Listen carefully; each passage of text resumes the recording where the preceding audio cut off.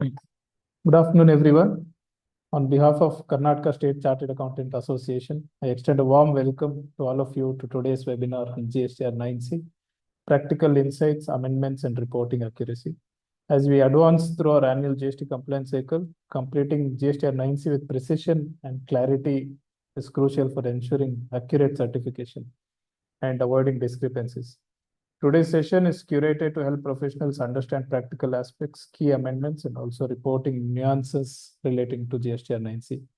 We're delighted to have with us our esteemed speaker, CA Vinay Karthik, sir, who will guide us through the intricacies of GSTR 9C.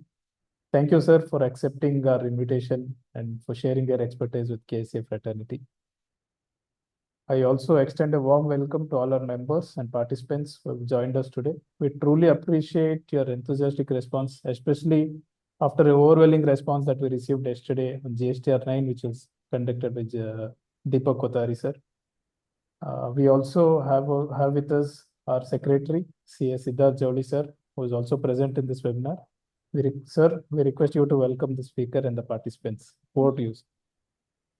Thank you, Harsha. I, as a part of the Karnataka State Chartered Accountant Association, welcome all of you to this webinar on GSTR 9C today. And I thank CA Vinay Karthik for accepting to take this session for all the benefit of the members and for KSCAA. And I also welcome all the participants. And this will be a 1.5 hour session, and we hope that you can take as much as you can for this 9C return filing season for 2025. All the best for all of you and happy learning. Thank you. Over to you, Harsha. Thank you, sir. Thank you for welcoming everyone. With that, I now request Shreya Reddy to kindly introduce our speaker. Thank you. Over to you, Shreya. Thank you, sir.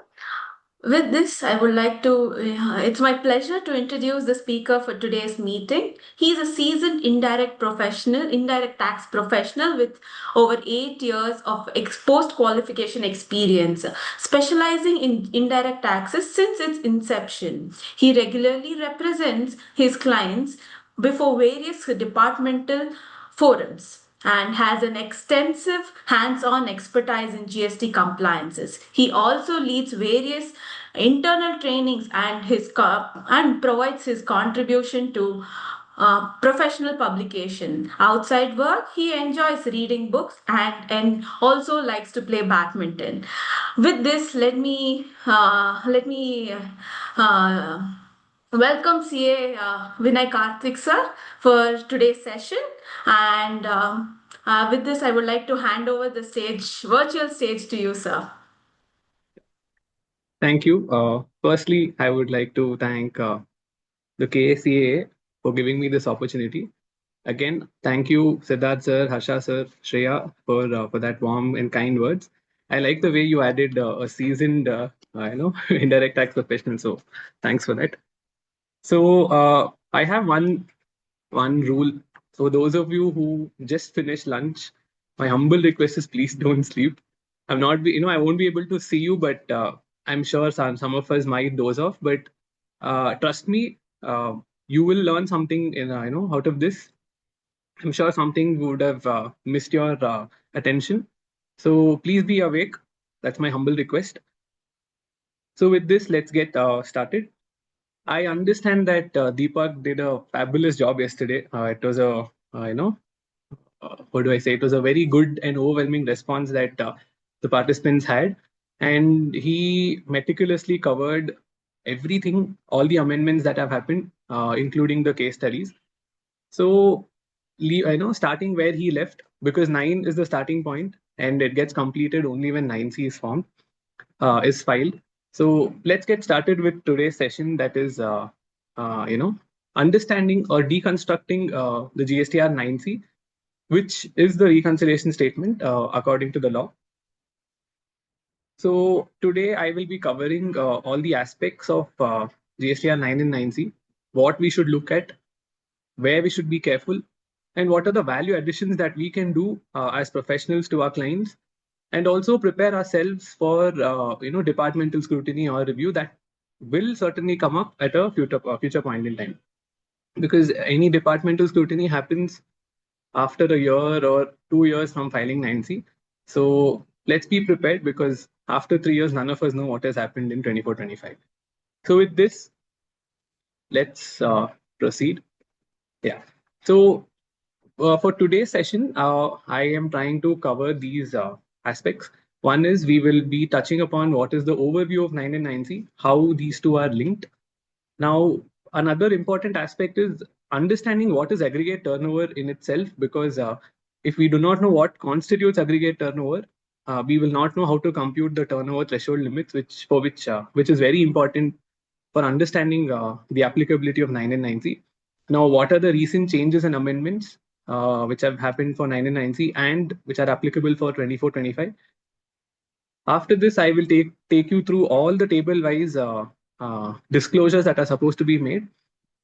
Then I will be putting forth all the departmental queries that we have been facing in the past, wherever we have handled audits or scrutiny proceedings.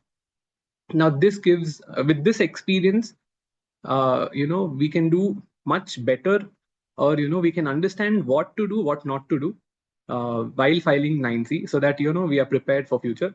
And at the end, I have some food for thought, so that we carry back homework. We also put our brain, we understand, sort of a revision that all of us will do, so that we are on the right track. I'm sure all of us would have started this 9 and 9C process, and I'm sure most of us here are waiting to validate our tax positions, or get a confirmation or affirmation that yes, someone else also is doing the same thing. Nonetheless, let's begin as to what is this 9C all about. Now, as an overview or structure, now as a process itself, 9 and 9C is called the annual return. In essence, it's the summary of the returns that we have filed all along for the 12 months for a particular financial year.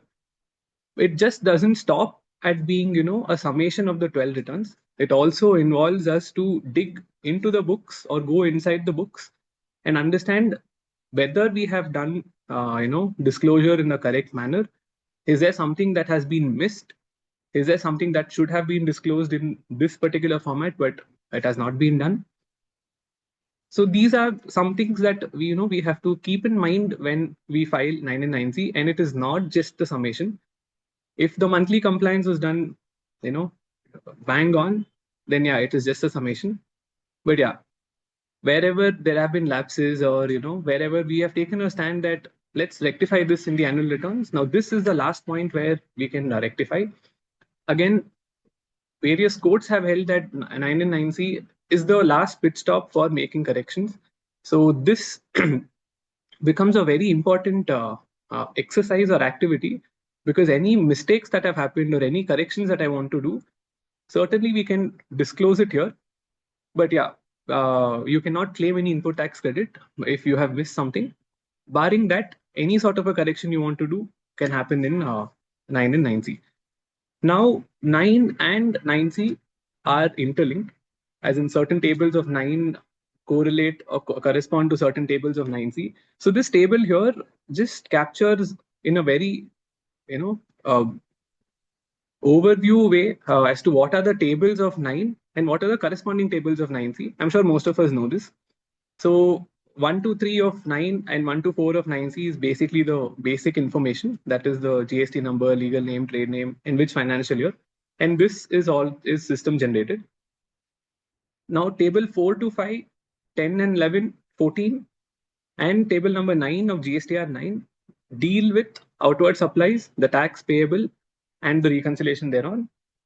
And the corresponding table for 9C is basically 5 to 8 and 9 to 11. Now coming to input, 6 to 7 and 12, 13 and table 8 of the GSTR 9 relate to disclosures of the input tax credit claimed during the year. The same thing corresponds with 12, 13, 14, 15, 16 in GSTR 9C. Now 15 of 9 does not have a corresponding table in 9C because it only deals with refunds and demand. 16 does, again, there is no corresponding table because that deals with composition, deemed supplies, and deemed supplies received, my bad. 17 and 18 again does not have corresponding table because it only deals with HSN, inward and outward. Now 19 has a corresponding table, that is 17. This deals with the late fee paid or payable for delay in filing of the GSTR 9 and 9C. Again, how is the late fee computed? We'll deal with it at a later point in time. I have a case study for which we can understand how late fee gets auto computed while filing 9 and 9C.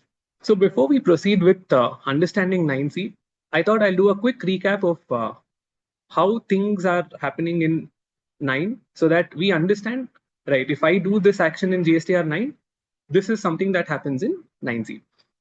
Now, table 4, 5, 10, 11, 14, and 9, which deal with output tax. I'm sure all of us know that we have to fill this table basis of the reporting that I have done in GSTR 3B. What is the tax that have been paid? And also, what tax of 1 year that is paid in the subsequent year that goes in 10 and 11. Now, table number 9 has the reconciliation saying what is the tax payable vis-a-vis what is the tax that is already paid, because what is already paid gets auto-populated. So tax payable is something which has to be filled by ourselves. Now, how do I get the breakup of the turnover? As in, what is B2B, B2C, credit notes, export, SEZ, XYZ? Now, this is where GSTR 1 comes into picture. Now, 1 and GSTR 1A, which wherein we have disclosed the turnover under each of the heads. Now, that can form basis of our disclosure in 4 and 5. So, while tax payment, so the year of tax payment is important for putting it in 4 or 5 or 10 and 11, the breakup of the turnover that is disclosed in 4, 5 can be derived from our GSTR 1. So 9, as I said, is a reconciliation of the tax paid or payable. Now, as a practice, what I follow in our office is if there's any transaction which has not been offered to tax, either in 24-25 or 25-26. Now, we make the correction in the 9 itself. That is, we disclose this in table 4 on the top. That the tax payable on that gets gets reported in table number 9, and that shows a short payment in the reconciliation of GSTR 9. Now, this will be backed with a DRC 03, which will be paid along with interest. Now, again, there are varied practices where tax has not at all been, where the transaction has not at all been disclosed. Some people have the, the practice of showing it in 9C rather than in GSTR 9. Both are correct, but I would prefer, to make all the corrections in GSTR 9, and 9C becomes a very clean and smooth reconciliation between the books and the turnovers that are reported in 1, 3B and GSTR 9. Now, input tax credit has undergone a lot of change with the recent amendment in the GSTR 9. Now, I'm sure most of us or all of us are following the ITC disclosure that has, that was supposed to be implemented in the new 3B format as per Circular 170, wherein the entire ITC that is appearing in 2B gets auto-populated in 3B. We have to, temporarily push or reverse certain credits that I don't want to claim in the current month, but claim it in the subsequent month. So we have this concept of claim, temporarily reverse, and then reclaim that in the subsequent months whenever we satisfy all the conditions. Now, though this entire mechanism or the methodology or this thought process was in place from August 22, the annual returns did not have, a corresponding table or did not foresee this change or did not have the changes in the 9 to give place to these changes that have happened in 3B. Now, current year, they have plugged this gap. So the amendments to 6 and 7, which has been dealt with extensively yesterday, are more so from an angle to consolidate what disclosures have happened in 3B in line with the Circular 170, that is claim, reverse, reclaim. Again, 2 types of reversal: temporary, permanent. All of those activities. So a small recap on that. 6A, what are the changes? We have a new table called 6A1. Now 6A1 deals with all the ITC of invoices issued during 23-24, which are claimed during 24-25, has to be disclosed here.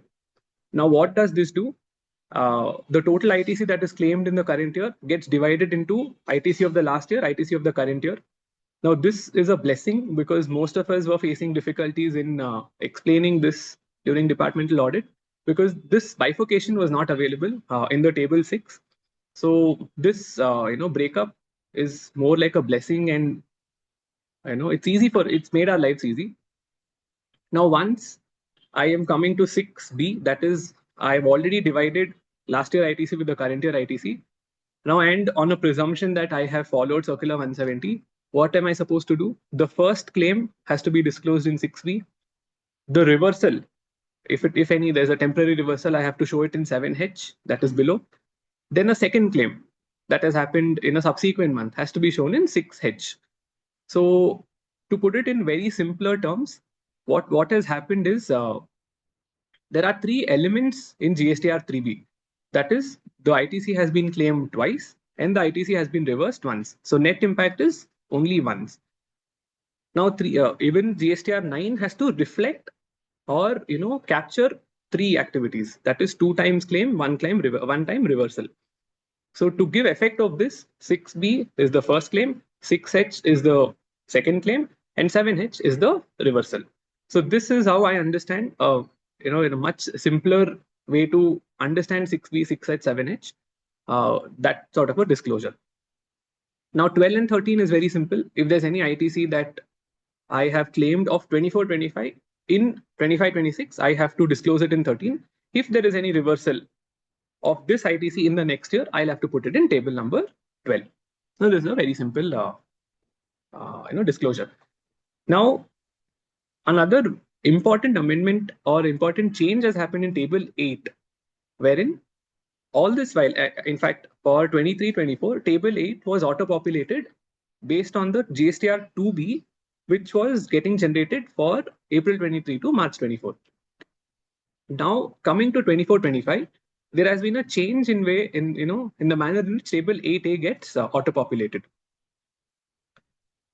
Now, though 8B forms the basis for generating the amount of 8A, 2B forms the basis of generating the amount in table 8. Now there are 2 years GSTR 2B that gets considered here. So the system takes GSTR 2B of 24-25 and it takes 2B of 25-26. Now what it does here, all the invoices that are dated 24-25 in GSTR 2B of 24-25 comes into table 8. All the invoices dated 24-25 in GSTR 2B of 25-26 comes into 8. Now what is left behind? All the invoices dated 23-24 appearing in 24-25. Ideally, this is coming in 2B of 24-25. So this one leg has been kept outside the table of 8, that is the reconciliation table.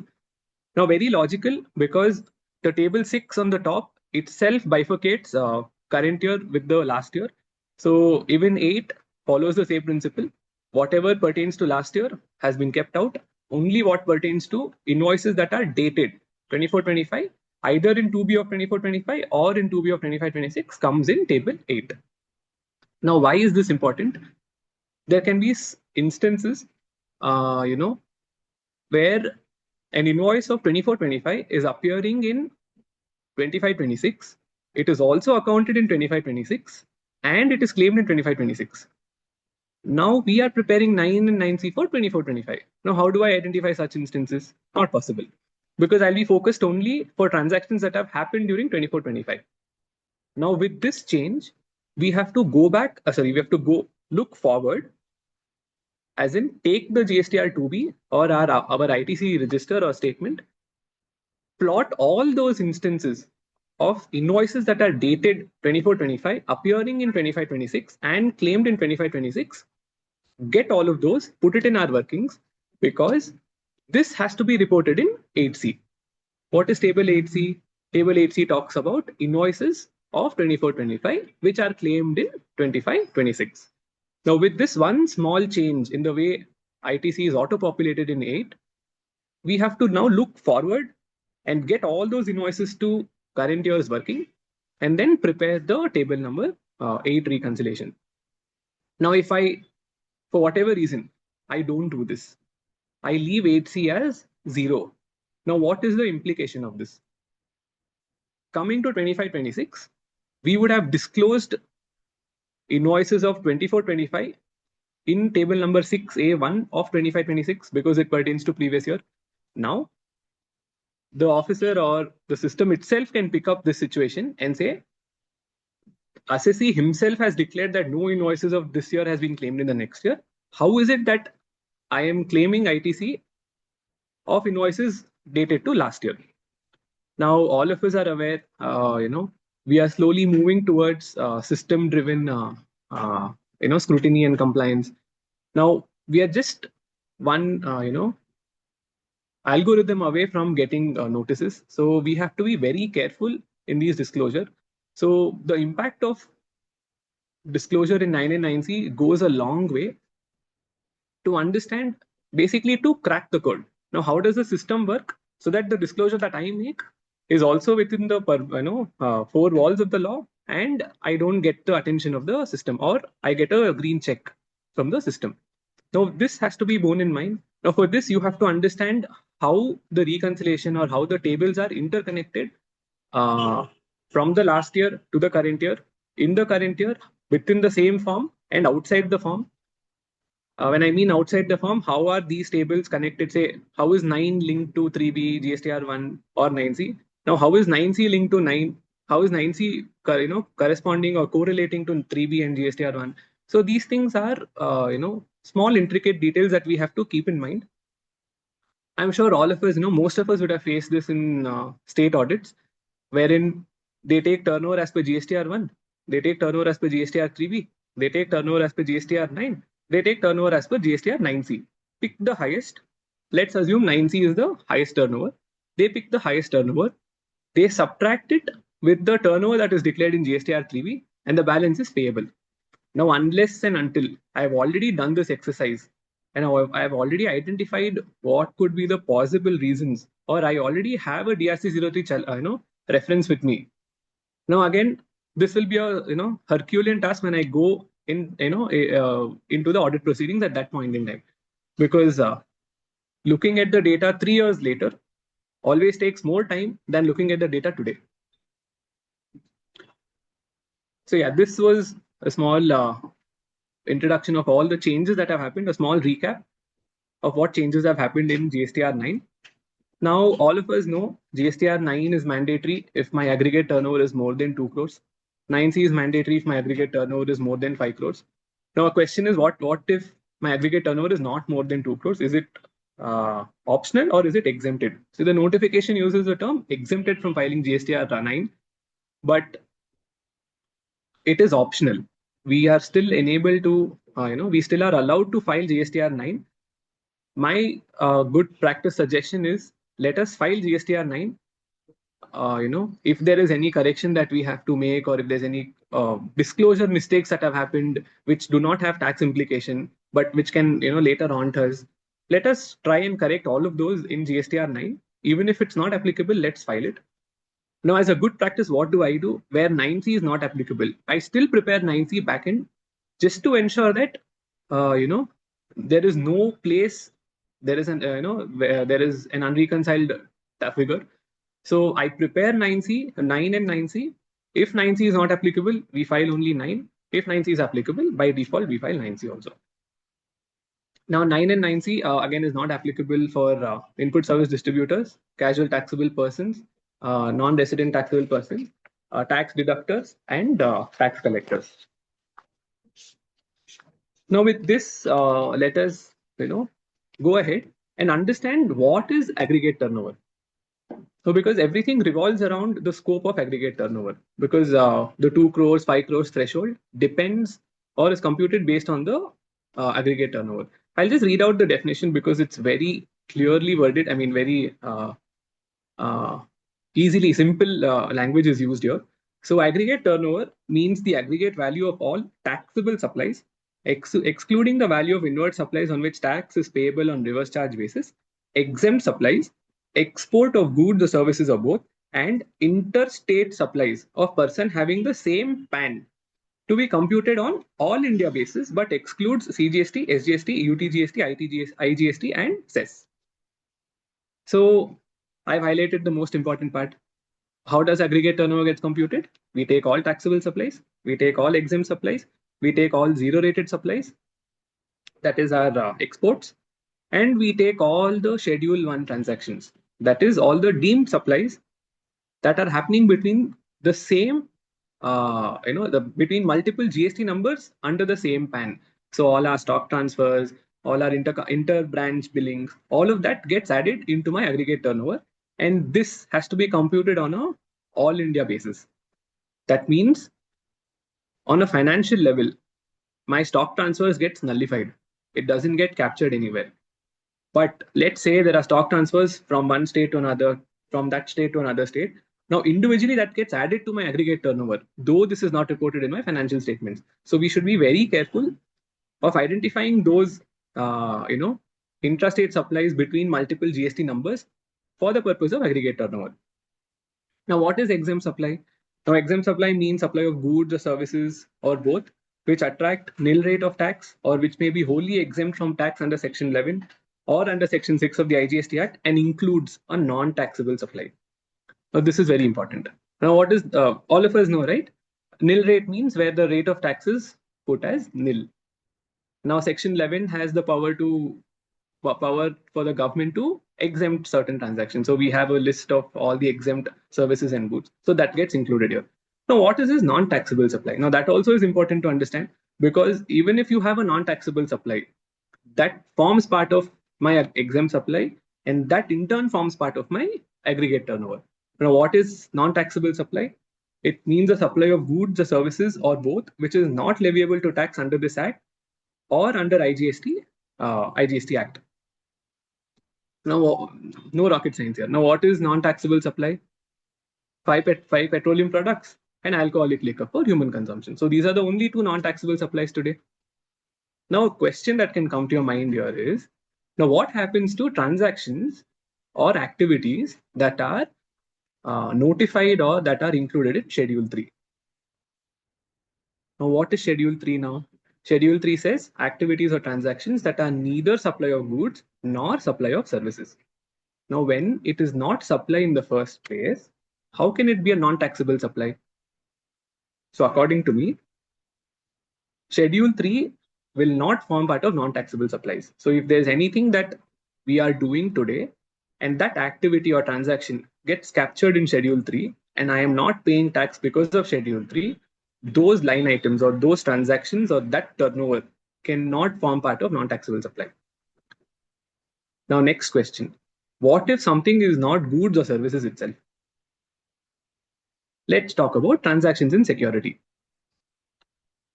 Now, security is neither goods nor services. So, can that be considered as non-taxable supply? Now, all of us know supply has to be either goods or service. So how can something which is not goods or service be a supply? Not possible. Again, so if we have transactions in security or if we have transactions in money, which is excluded from the definition of services and goods, that cannot form part of non-taxable supply. Now let me summarize this.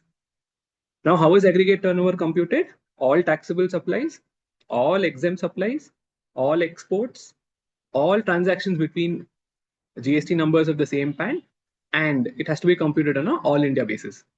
Now, what does exempt include? It includes what attracts nil rated, it includes what is exempted under the notification, and it includes what is non-taxable supply. Now, what is non-taxable supply as on today? Only two things: one, alcoholic liquor, and 5 petroleum products. So to caution, or what has to be kept in mind, transactions of Schedule 3 and transactions of things which are neither goods nor service can never form part of non-taxable supply. Hope that's clear. Now, with this understanding in mind, now let us try understanding, or let us try identifying when 9 and 9C is applicable, or basically trying to understand what is the amount of aggregate turnover that the person has.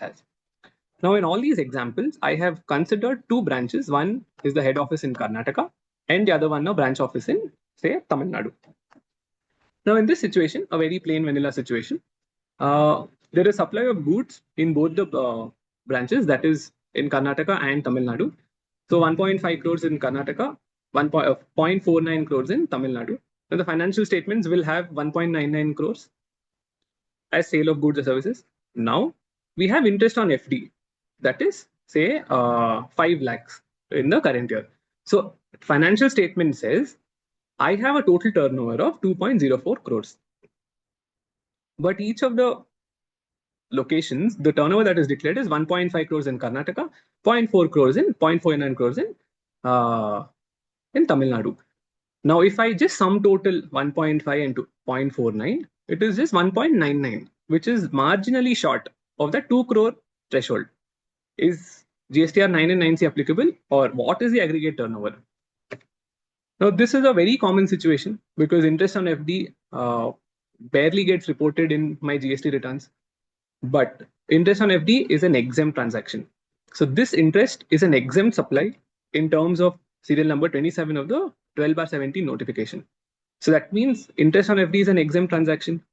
So whether or not I have reported this in GST returns, I have to still consider this for the purpose of computing aggregate turnover. So once I add the interest on FD to my taxable transactions, I have breached that threshold limit of 2 crores. So 9 is applicable for both Karnataka and Tamil Nadu, but 9C is not applicable because I have, I'm within the limit of 5 crores. So the point that I was trying to make here is there are certain transactions that might not have been reported in the returns on a monthly basis. Now, FD is one such thing that we commonly see, FD interest.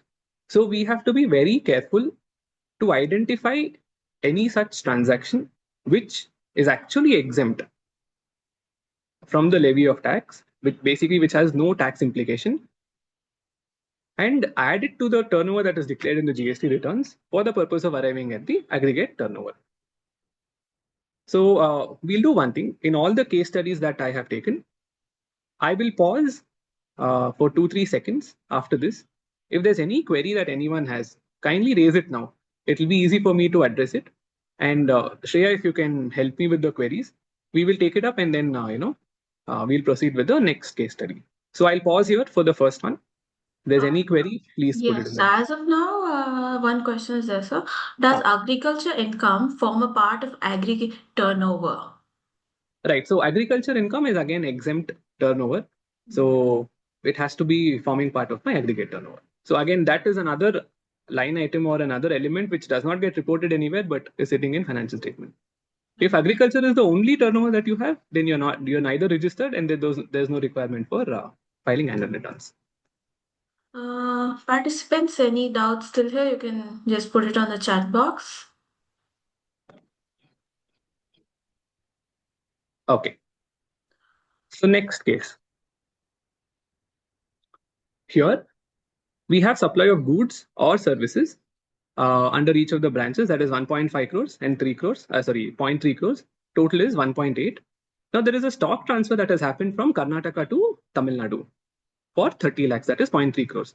Now in the GST returns of Karnataka, I have 1.8 crores turnover and Tamil Nadu has 0.3. But this stock transfer, as I said, is only a transaction under the GST law. So that doesn't get reported in my financial statements. So if I look at the financial statements, the turnover is just 1.8 crores. But if I sum total both the registrations ka turnover, it is 2.1 crore. Now this is where we have to be careful. As I was mentioning earlier, we have to identify these transactions and add it to our aggregate turnover computation for the purpose of identifying whether 9 or 9C is applicable. Here, though the turnover of financials is lesser than 2 crores, we have to still file 9 and 9C because the aggregate turnover is more than 2.2 crores. So again, I'll pause here. Now, how to identify this? Very simple. Download a consolidated GSTR 1 from the various softwares that we use for all the GST numbers that we have. Put our PAN, the company's PAN, in the customer GST number column. You'll get all those transactions that have happened between the branches. So individually for each of the location, identify such turnover and include that in the aggregate turnover definition, computation. Again, I'll pause here for 2-3 seconds. If there's any doubt, we can take it out. Yes, sir.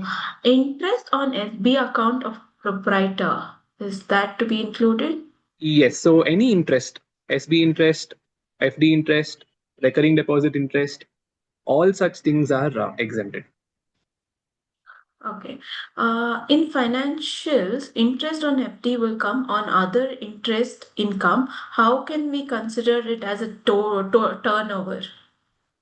So this was one thing I wanted to take it up at a later point in time.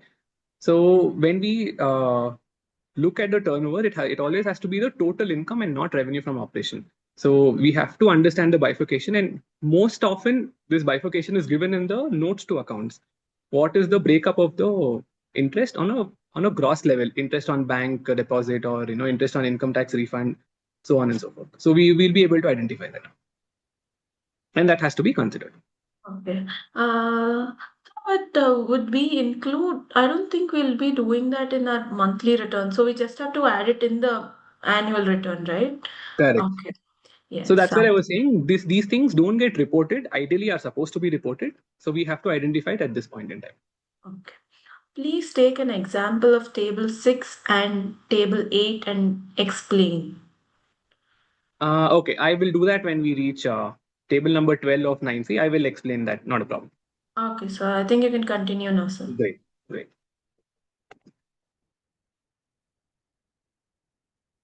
Yeah, so the next situation, a very interesting situation. Now the same supply of goods remain the same, 1.5 crores, 3.3 crores, 1.8 crores. Now there is a high C sale that is executed from the head office. Now for an amount of 0.3 crores. Now this is neither reported in the head office's turnover nor head office's registration nor in the branch office registration, GSTR 3B. So on an individual basis, the turnover that is reported in Karnataka and Tamil Nadu is just 1.8 crores. But in the financial statements, since high C sales is also my revenue, 2.1 crore is the total turnover. Now, do we file 9 here because it's crossing 2 crores? Ideally, no. Because a high C sale transaction is a transaction that is covered in Schedule 3. It is neither a supply nor neither supply of goods nor supply of services. So since this is a transaction that sits in Schedule 3, we have to be careful of excluding this transaction for the purpose of computing 2 crores. Now, having excluded this and having not reported this in Karnataka's GST returns, my turnover is just 1.8 crores on a pan-India level. So here, 9 and 9C both are not applicable. So this is one of the Schedule 3 items. So like this, there are multiple situations where we don't pay tax because of items getting covered in Schedule 3. Another example could be sale of land if I have during the year. So that also is a Schedule 3 item. So that has to be excluded for the purpose of computing aggregate turnover. Again, I'll pause. Any questions, we can take it up. Yes, sir.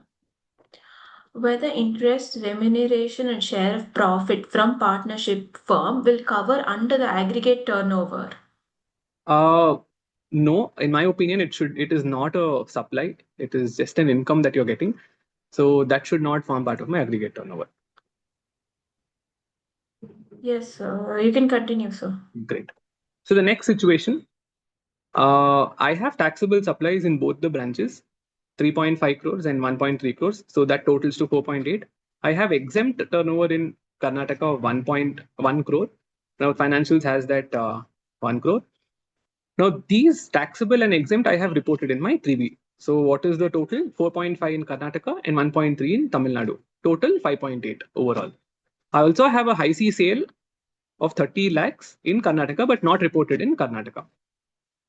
So the total of financials is 6.1, but the total of GST turnover is 5.8. Is 9 and 9C applicable? Yes, because I've already crossed 5 crores, not considering the high C sales. Now the question that comes up is, should I report this high C sales having the obligation of filing 9 and 9C? The answer is yes, I have to report this there is a particular column in GSTR 9. I think it is column number 5E. Just a minute.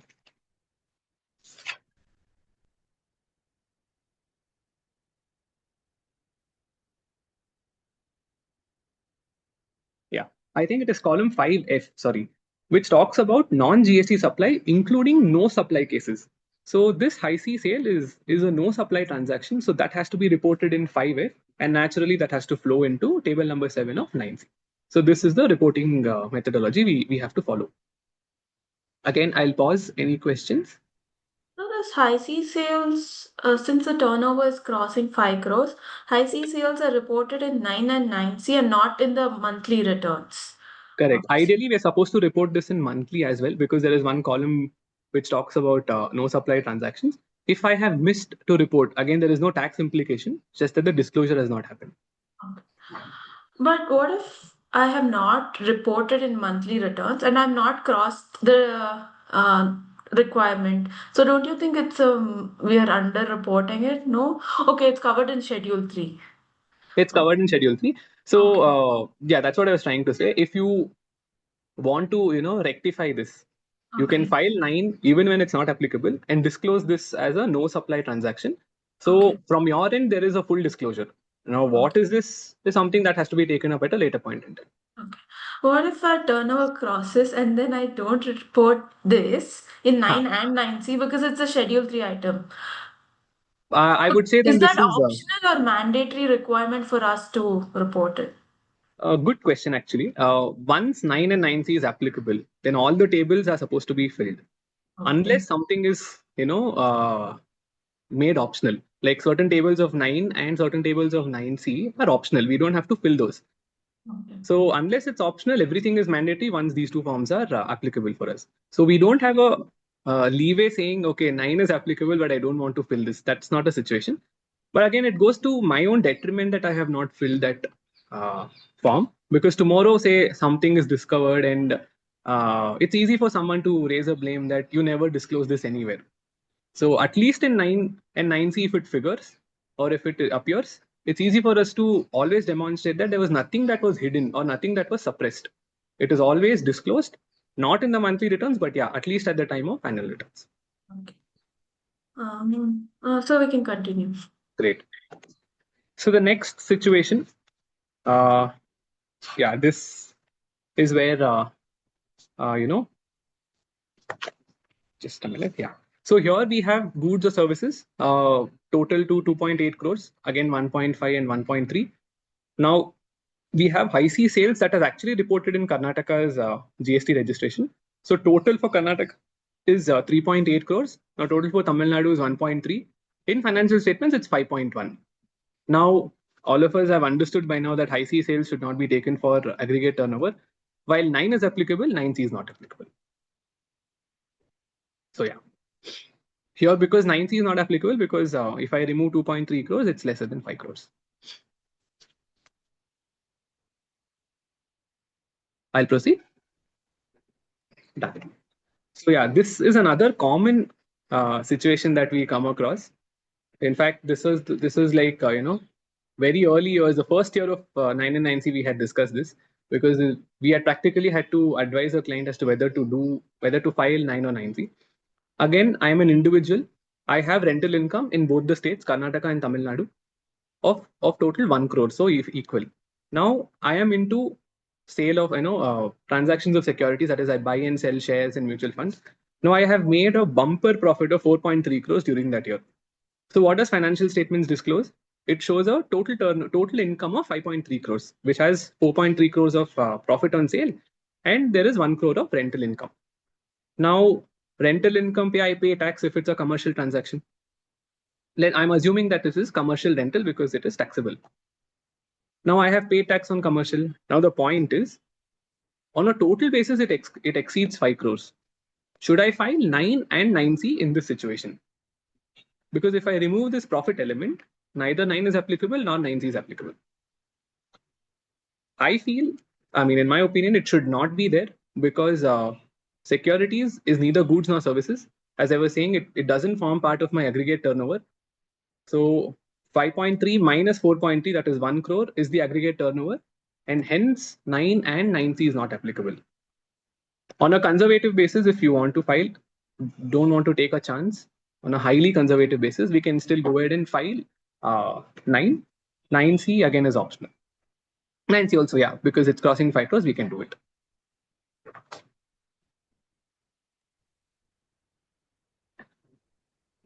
Any questions we have? Because all the case studies on aggregate turnover, these were the common things that I have come across in the last so many years. So I thought I'll put across this so that we understand how to compute these aggregate turnover. So we can continue. Right. So all of us have understood how to do, compute 9 and 5 crores and 2 crores. Now let's jump into what has changed in GSTR 9C. Now, all of us are aware that there are certain transactions where the e-commerce operator has to pay the tax. Let's talk about a restaurant service, or let's talk about accommodation service, or let's talk about rent-a-car service. Now here, the e-commerce operator in many instances pays the tax, and the actual supplier, that is the backend supplier, does not pay any tax. Now, all along, we did not have a particular column to report these transactions or report the tax that have been paid on these transactions. Now, recognizing this, they have introduced 2 new columns. There is one table called 9K2, that is the tax that the e-commerce operator will pay on the supplies that is made by someone else. This is a deeming fiction. So e-commerce operator is a deemed supplier here. So this column of GSTR 9C can be used for reporting this tax. Now this corresponds to table number 4G1 of the GSTR 9. So there we have to be careful that the amounts match. Now coming to the actual supplier who has supplied these services through an e-commerce operator. Again, there was no column for him to report. Now they have introduced, added one table called 5D1 in the exempt supply, non-taxable transactions. So we have to report this in this particular table. We have an option to split it and show it here. Now, another important change that has happened in 9C is if we have disclosed any additional liability or ITC reversal to be paid. Hitherto, there was only an option to pay the same in cash. So if we were careful enough and if we have read the instruction to the form 9 and 9C, both of them were, very vocal about the point that any additional liability that arises out of the annual return activity has to be paid in cash. Now, this has been relaxed. The amendment says, the instruction reads that, any additional liability or ITC reversal, we can pay using the ITC balances. Now, that doesn't mean I pay everything out of ITC balance. If the liability, say, pertains to RCM, if it is interest, if it is late fee, penalty, others, that has to be necessarily paid out of cash. Only output tax payable or ITC reversal can happen through ITC. Now, so all of us know when I generate DRC03, we select the cause of payment or the reason for payment as annual return. So do annual return, and then we use the ITC wherever if it is possible to be paid through ITC. Another table that is added in 9C is the late fee. Now I think this is a very proactive change because most of our audit observations was delay in filing of 9 and 9C, please pay late fee. Now it was a humongous amount because nowhere the benefit of the 200 rupees or 100 rupees per day was given. It was directly 0.5% of my turnover. So fortunately, since this is included here, we don't have to face that kind of a question now. Automatically, the delay in filing of 9C gets captured here, and the late fee gets computed. The last that I checked last evening, the auto-populated form, the offline utility does not have this table. I am expecting that this is also going to be auto-populated on the portal. So yeah, so the system will automatically, compute the late fee that is payable on belated filing of 9C. Now, these are the changes, major changes that have happened in 9C. So let us dive into individual tables of 9C to understand what goes into each table and what precautions we have to take while filing each of the table. Any queries we have till here? 1 second, sir. I'll start with the question. Will values reported in 9K2 and 5D1 are the same? It 9K2 and 5D1, that will be two different people's transaction. It's not possible to validate that. So 4G1 and 9K2 will be of the same person. 5C1 and 5D1 will be of the same person. So we cannot compare. I mean, we'll not have the e-commerce operators annual return, right? So we will not be in a position to do that. So, would your opinion be same on profit from shares and mutual fund towards income from intraday or and F&O? Yes, they are still securities. Okay. Yes, sir. We can continue. Great. So now we'll dwell into each of the tables and understand what goes into that. Now, first table is basically our turnover reconciliation. Now that 9 has all the transactions that are reported in GSTR 3B and 1, and if we follow the one that I do, as in wherein I correct all the mistakes that have all the turnover that has not been reported in returns, and I report that in GSTR 9. Now this table is a very simple reconciliation between the total turnover and the annual return turnover that is reported. Now the purpose of this entire table is to understand where the financials does not meet the GST turnover. So there are so many situations that we can come across. The most common situations are the ones that are captured in the particular table. Now, how do we derive this amount? So let's say I have multiple registrations under the same PAN. A single financial statement is done for the company as a whole or for one PAN as a whole. Now, how do I do this? Now, the form says we have to internally break up the turnover amongst the multiple GST numbers. Now, internally is just used over there. So again, internally can be backed up with a GSTI wise trial balance. That's the most idealistic practice.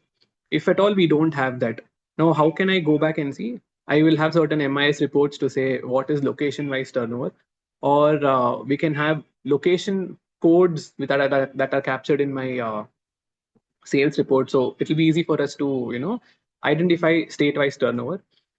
Now, sometimes there are segment reporting that happens in the financial statements. So if I have taken multiple GST numbers for different segments, so segment reporting becomes an easy guide into breaking the turnover between the multiple GST numbers. So what should you break? Is it just the revenue from operation or is it total income? In my opinion, it should be total income because I am reconciling the total income as per the financials with the GST turnover and not just revenue from operations. So again, there are varied practices. Some follow only revenue from operations and some follow total income.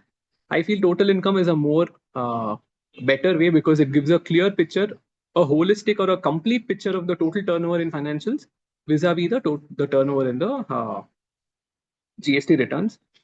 Now again, the heads from 5B to 5O. So again, what all does it cover? It has unbilled revenue. It has all the advances, opening, closing. It has financial credit notes. It has all the deemed supplies that are done under Schedule 1, which do not get reported in my financial statements. Then there'll be certain transactions of credit notes that are not in the financials but reported later on. Then there'll be value abatements that are happening because of valuation rules that are coming into play. So these things have to be reported individually in these columns. But for the year 24-25, now reporting of 5B to 5O is optional, as in we don't have to separately show each of these columns or each of these tables. So what can we do? We can directly put the all these reconciling items in 5O. So this being the case, what most of us do, we take total turnover, we take GST turnover. So 50 is the balancing figure. Now, that can be a good, that while that is okay, I still suggest we have a detailed reconciliation, at least, what is the nature of the item that is forming part of 50.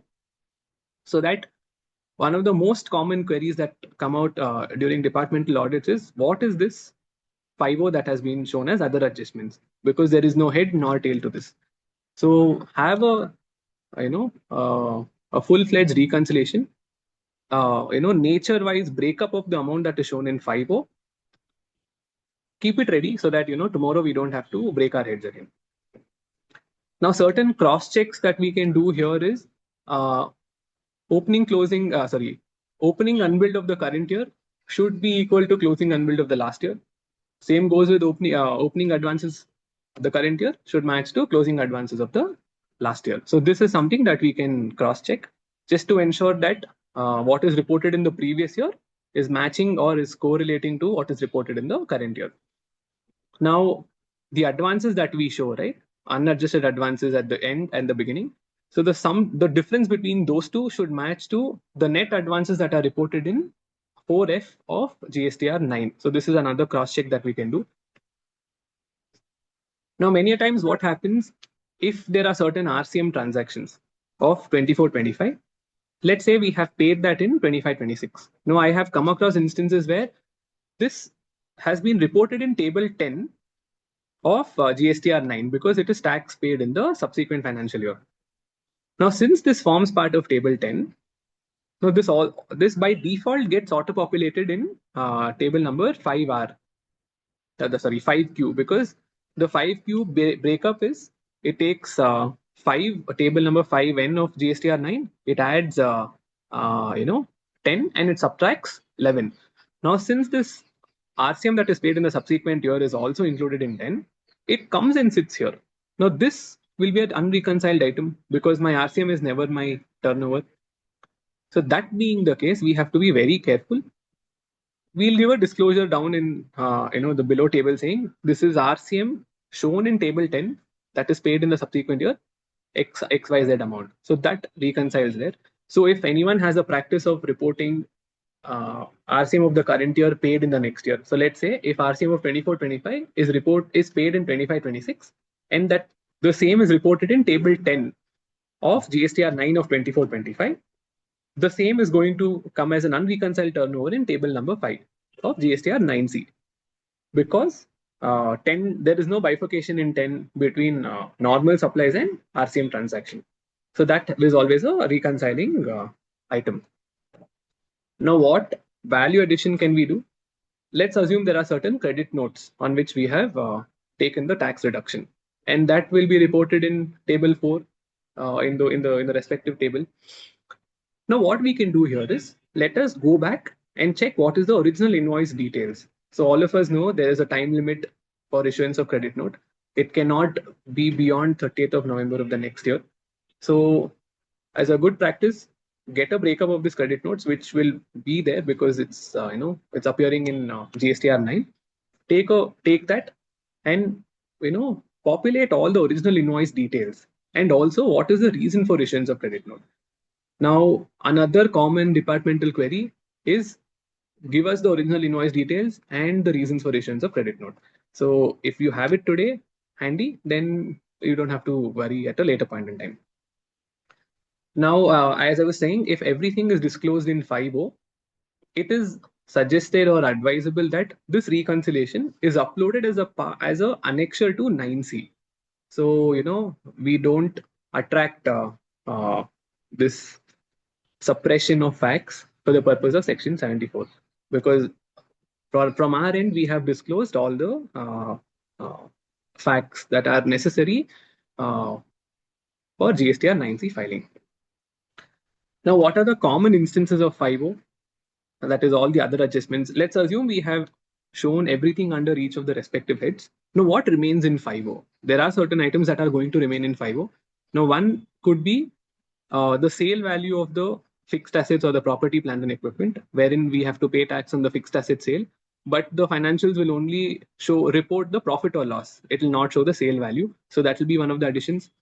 Now, many times we see accounting entries like, let's say, AS7 revenue recognition for a works contract or a construction company.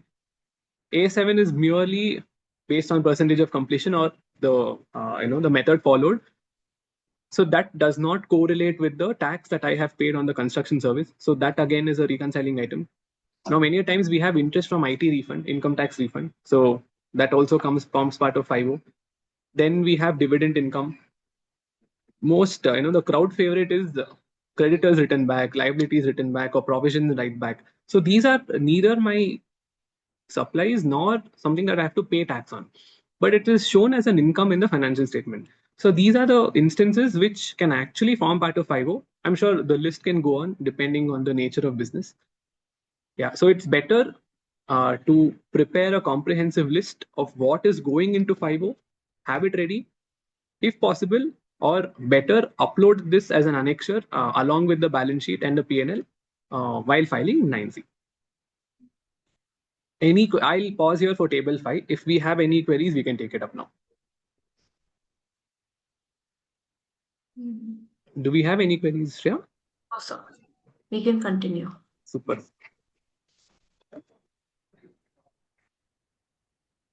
Right.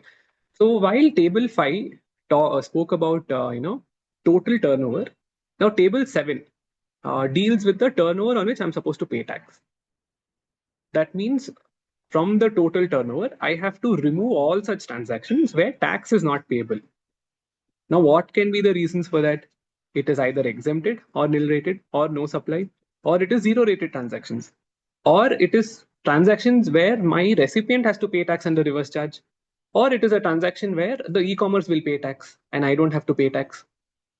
Now, once I exclude all of this, I will arrive at a figure that is a turnover on which I have to pay tax. So the whole purpose of table number 7 is to identify out of the total turnover, what is that portion of the turnover where I am supposed to pay tax. So this is the whole funda of table number 7. Now again, all of these columns, that is say 7B, C, D, D1 is mandatory and it has to be reported, under that particular head itself. We don't have an option of clubbing everything and putting it in one like we had in 50. So we have to be very careful. Now, how do I disclose this? Again, very simple. I go back to table number 5 of GSTR 9, which captures all of these data. Put it here, as in it's replicated here. So that forms the basis of table number 7. Now, what additionally can I do to ensure that I'm on the right track? Now, what does 7B talk about? It talks about value of exempted, nil rate, non-GST supply, or no supply turnover. Now, since I am claiming an exemption, or I am saying it is not taxable, or it's neither a supply, it is better, or it'll give a good understanding if you go and understand which serial number of the exemption entry or where in the schedule 3 am I falling. Have I actually claimed the exemption correctly, or have I satisfied all those transactions in schedule 3?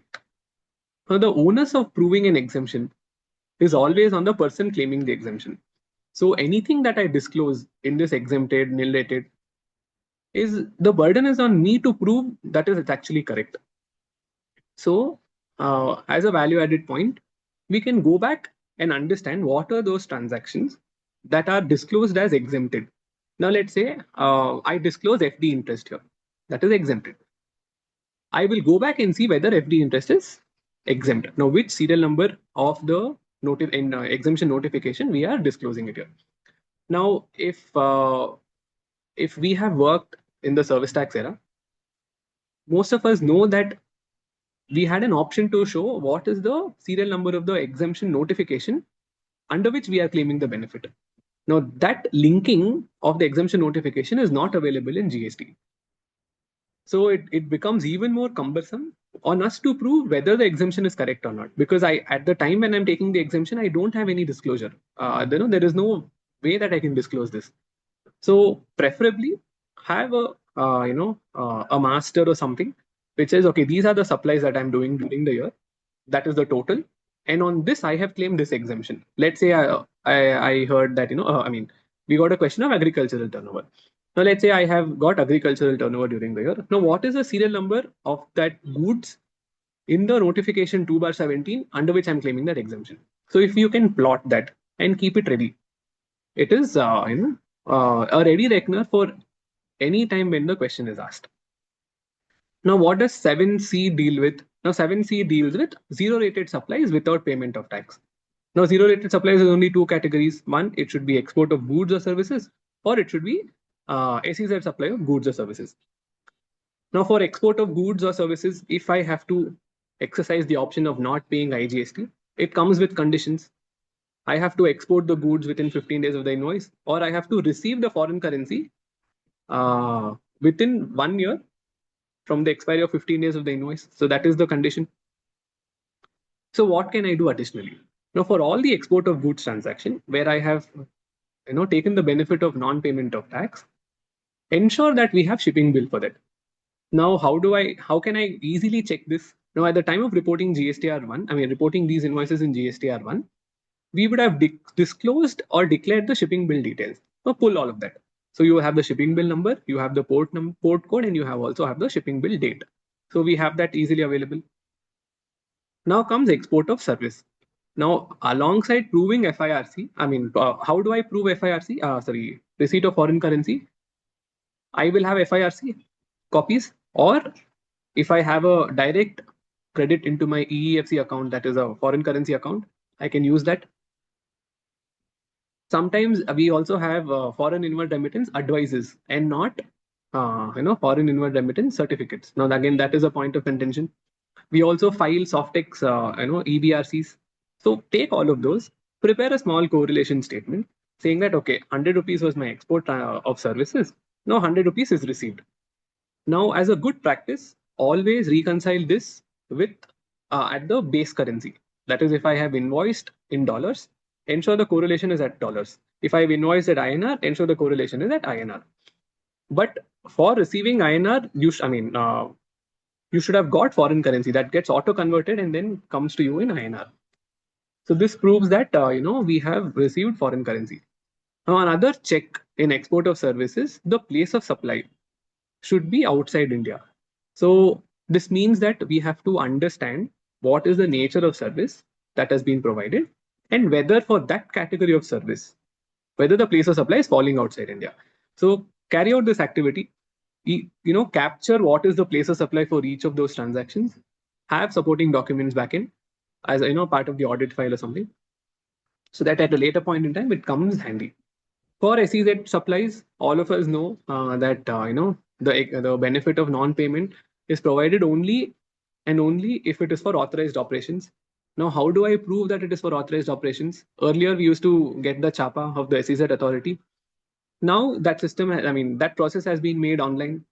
The customer, that is the SEZ unit, has to upload this invoice by filing this form called SEZ-DTA procurement form, and that gets approved. And this form has to be obtained from the customer and kept in our records. Now, this form helps us to prove that the services or the goods that I gave to that SEZ entity was used for their authorized operations. So if I don't have the form readily available, but the form very clearly says that the services or the goods covered in the invoices declared below are received for the authorized operations of the SEZ unit filing this form. So this declaration is there, and this will be signed by the authorized officer of the SEZ. So this proves, this stands as a proof that the supplies that were done to the SEZ entities were for their authorized operations. Now, let's assume for whatever reason we are unable to get this form. Now, how do I ensure that this is for authorized operations? One, we can also check whether our service that I'm giving is forming part of the standardized or the uniform list of 67 or 68 services that are notified. If yes, then that stands as a proof that all the services that I am giving are for authorized operations. Also, there is an option on the SEZ website wherein we can punch in our GST number and check if there's any of our customers who have reported these transactions on the SEZ portal. So we can at any point in time download this. So if we are unable to get this SEZ DTA procurement form, at least go to this link that I have given. That is GST transactions with DTA on the SEZ portal. Punch in the GST number and download the report. So we can always get the list of transactions that our customers have reported against our GST number. Now, as a good practice again, let's upload these exemption details or the notification reference as an annexure along with that 5.0 annexure to overcome suppression, because this is the only place where I can, give a breakup or give a hint or give a reference to the notification under which I am claiming the exemption. Now, 7D talks about all the supplies on which my recipient is supposed to pay tax. Again, go and check the RCM notification and understand whether RCM is only payable or is it a forward charge where I have wrongly disclosed as reverse charge. So be careful on that. Now, 7E is the turnover, as I was saying, on which tax is payable. Shreya, we have any questions still here? Yes, sir, we have. Right. Okay, a long question. In case of hospital exempted supply, ED has issued notice to reverse ITC from 1st July 27 till date in 3B. Based on the instruction, the client has availed and reversed the ITC in GSTR 3B for the month for 7 cumulative Yours. years balance. How to disclose this in GSTR 9 and 9C? Because auto-populated figure of ITC is for 1 year in GSTR 9. Huge negative balance, that is excess ITC availed in ITC in GSTR 9, and how to disclose the same in expense-wise schedule in 9C.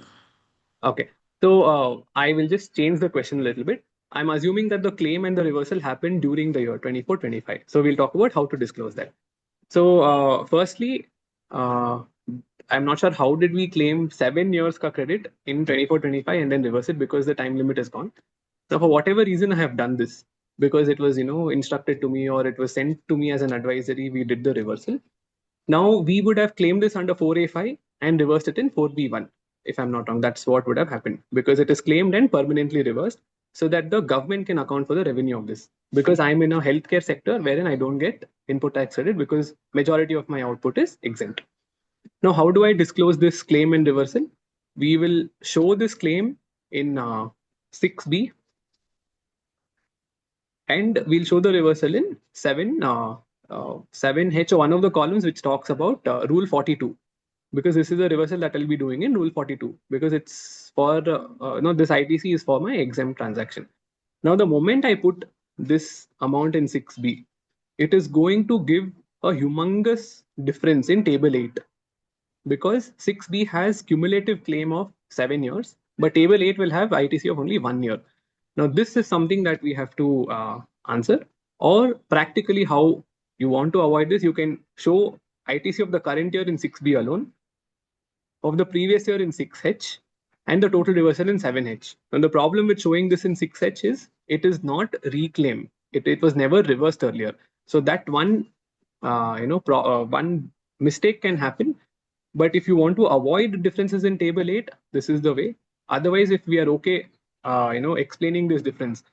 Also, wherever 9C is applicable, we can always upload a reconciliation of table 8D differences, saying that this was done on account of an advisory, and we didn't want, it was not a voluntary reversal.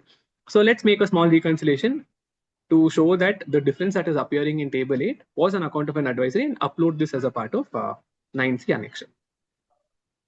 So, next question, is FIRA sufficient for providing that amount realized in foreign currency, or FIRC is mandatory? Department officer is not accepting FIRA document and asking for FIRC documents. Correct. So this is a problem that all of us are facing.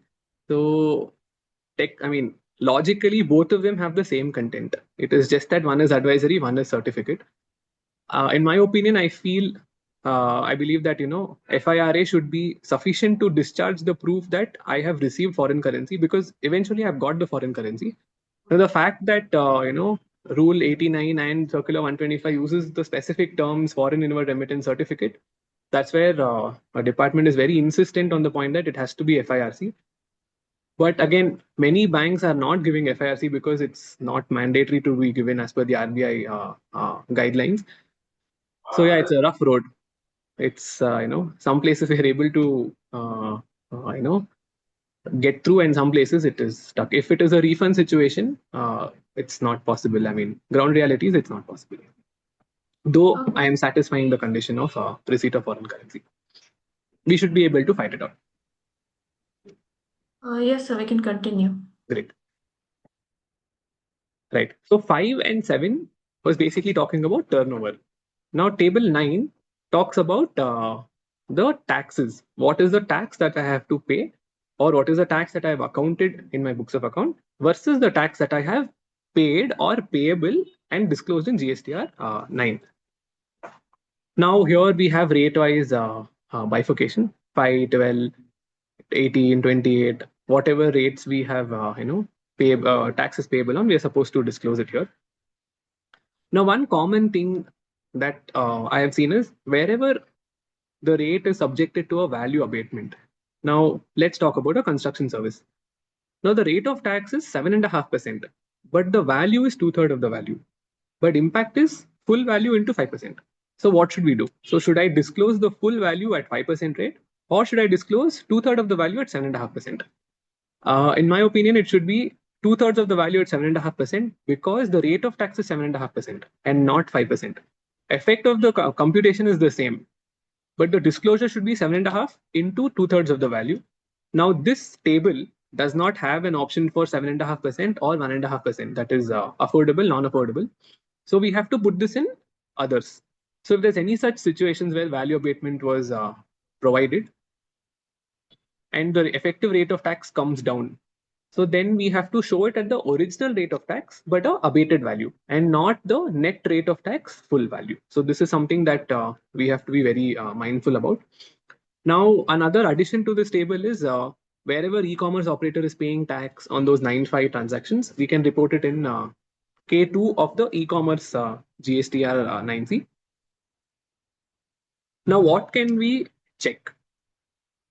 Now, the turnovers that I report in this table, right? So the column number 2, that is the taxable value for each of the heads, say 5%, 12%, 6%, 18, 28, or others. Now, this total has to match to my 7E of the 9C that we just derived in the previous table. While this reconciliation is not there in the GSTR in the form itself, it is better that we do it in our Excel so that whatever rate-wise bifurcation that I'm giving in this table is actually correct and is reported correctly in 7E. So it acts as a double check. One, whatever rate-wise bifurcation I'm doing is correct. And second, whatever turnover I've said as taxable is also correct. So preferably, let's have this reconciliation as a part of our working to ensure that both the numbers are correct. Now, many times what happens, we disclose interest late fee also under each of the heads. The problem with disclosure of late fee and interest is this does not get auto-populated from GSTR 9. Now, let's assume even in GSTR 9, we have disclosed interest and late fee. Let's say there was a belated filing of return. There was both interest and late fee. So we disclose both interest and late fee there. Now, the same has to be reported here, which I will do in 9L and 9M, that is interest and late fee. But unfortunately, the way the system, I mean, the taxes are auto-populated in 9Q, this interest and late fee doesn't get auto-populated. So that is always going to remain as a reconciling item. And many times we have found queries coming in our direction saying this is short payment of tax, please pay tax. But actually there is no short payment of tax because it's interest and late fee that is already paid, but not auto-populating in this table 9. Now, as a value addition, what can we do? It is always suggested we have a detailed output tax liability ledger, and I'm consciously using output tax liability ledger and not a sales register because output tax liability register will have everything on which tax is paid and not just the sales, because like for example, sale of fixed asset is not a sale for me, which is reported in my sales register. Rather, it is added in my output tax liability register. So have a comprehensive OTL register and have the category that is B2C, B2B, whatever is the category, and what is the rate of tax that is applicable on each of the transactions. Preferably have the HSN also. Now, why HSN important? First, you will have to show the HSN wise summary in GSTR 9, and also HSN helps us in identifying whether the rate of tax itself is correct.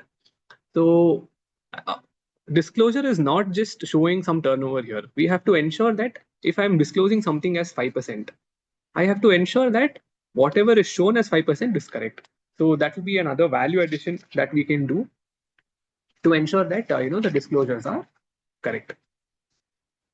Any questions, Shreya? Sir. Okay. There are scenarios where my client is using platforms like Kaido and Stripe. FIRA is given by the bank of Stripe or Skydo. Will that work? Is this a P2P transaction? I think that's a P2P transaction. Not sure about that. Okay, I'll just ask that person to reply whether, tell me if it's a P2P transaction, we'll take it up. Okay, sir. Next question. In case of export service zero rate LUT, the client has not filed refund for ITC.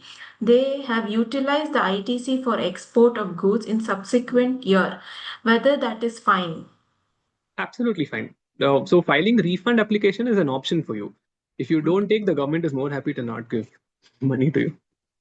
Okay. So it's Yes, an sir. option for us. And I'm sure since you have done export with payment of tax, in the subsequent year, you'll get that tax back.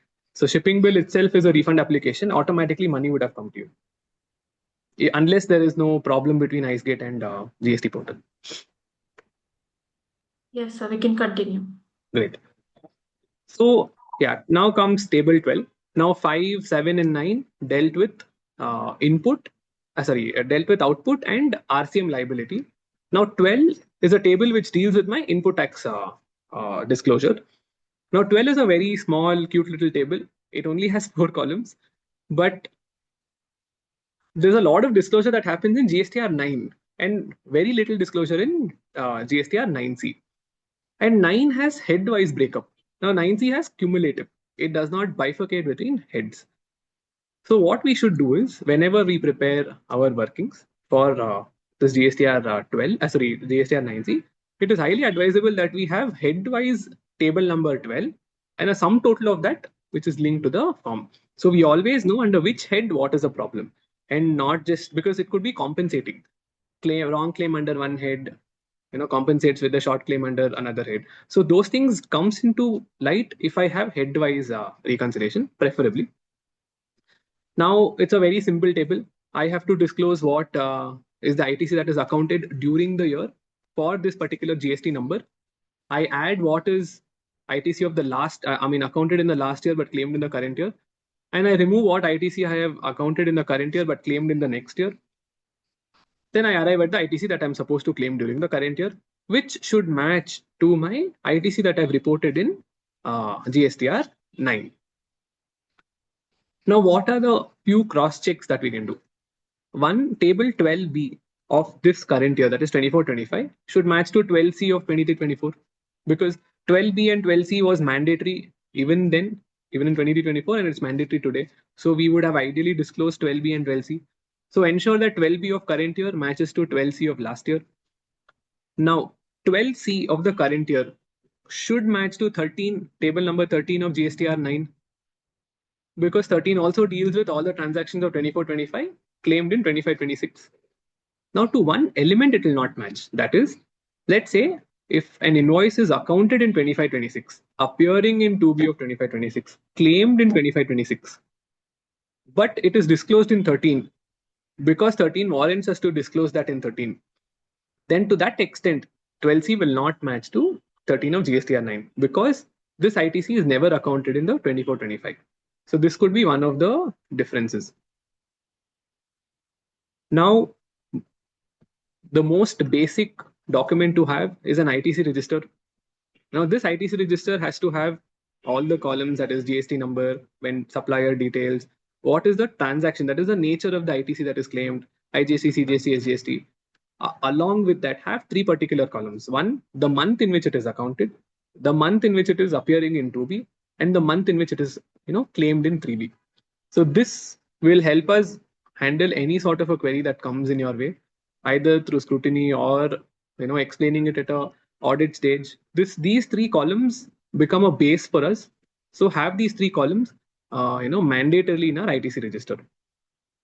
Now, another issue that I foresee in this table 12 is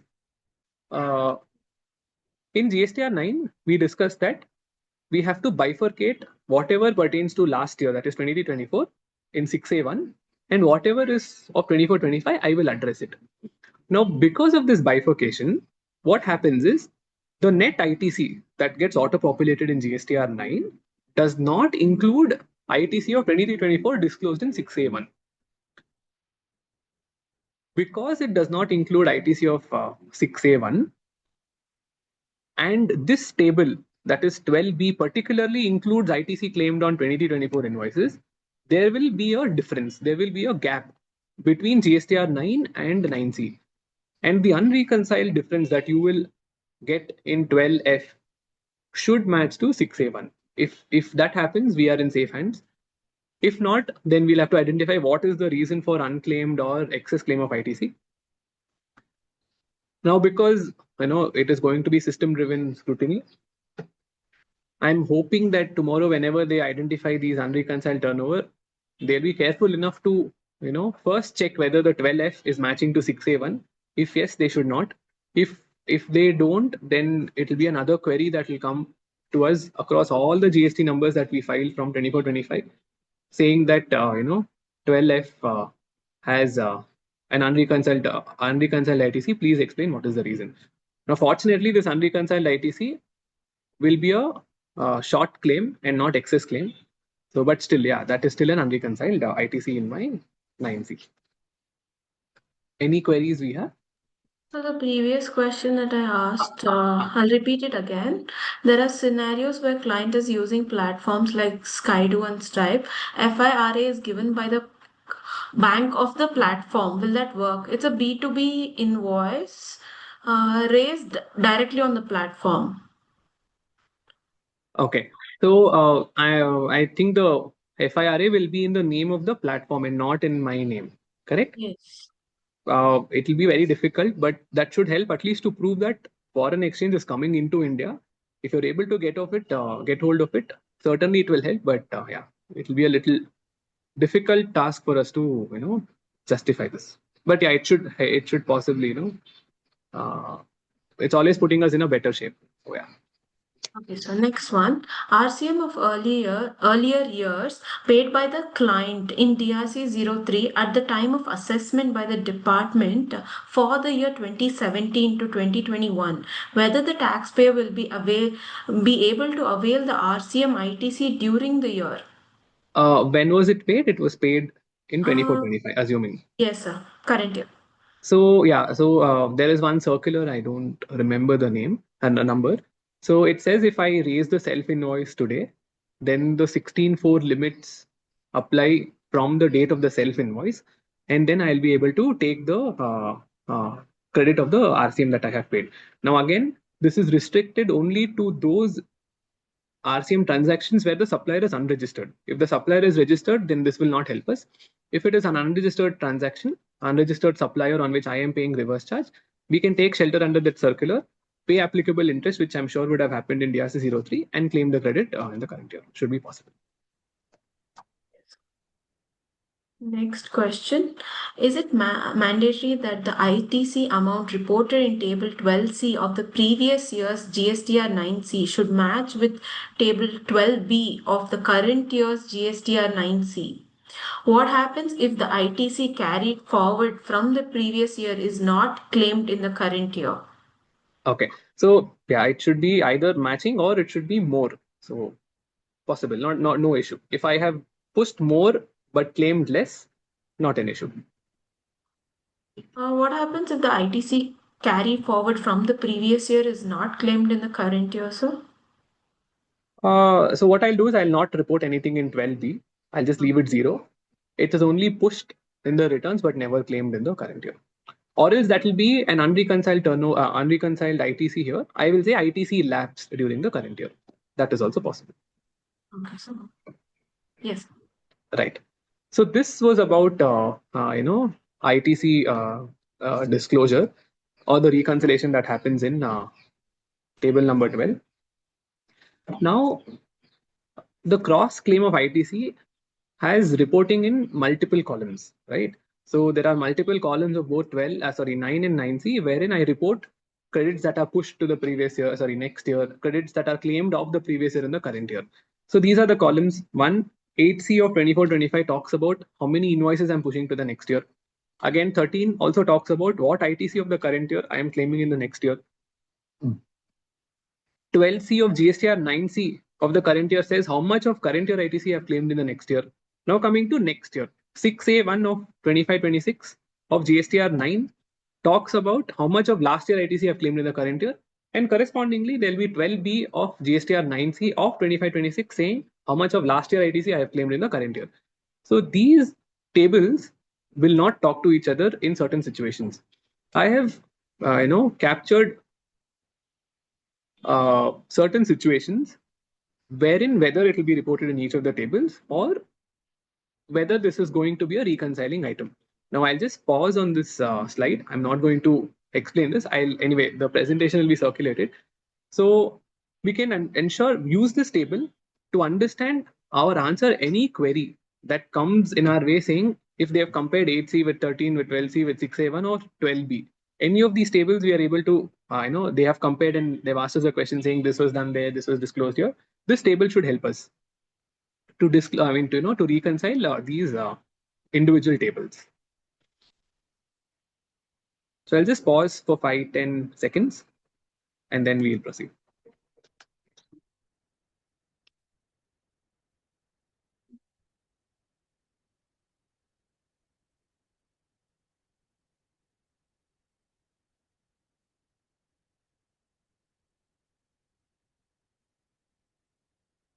Right.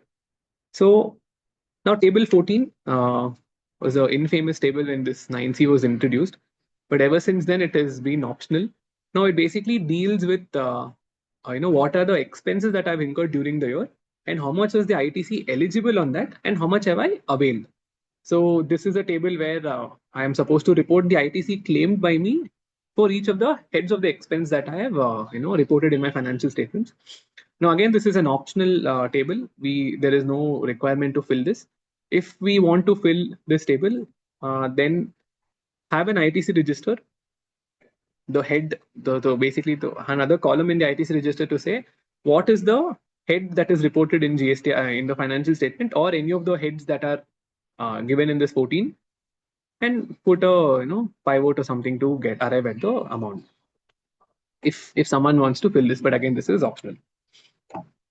Now moving ahead, we have part 5 of GSTR 9C, which deals with the additional liability that can arise out of GSTR 9C disclosures.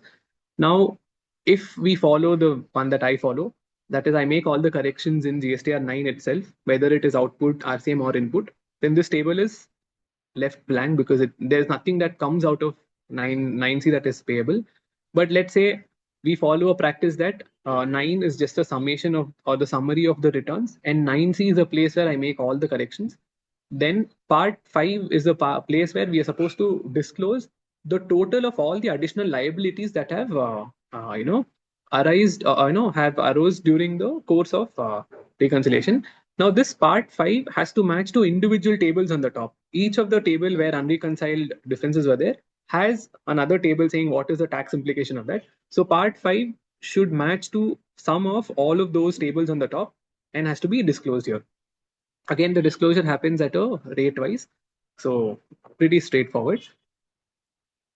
Now, as I was saying, we have an option of paying the additional liability in ITC, through ITC balance, and it's not mandated that we have to use our cash option only.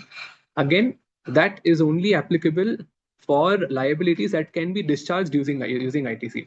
For RCM, interest, late fee, penalty, others, ITC cannot be used and it has to be necessarily paid out of my cash ledger.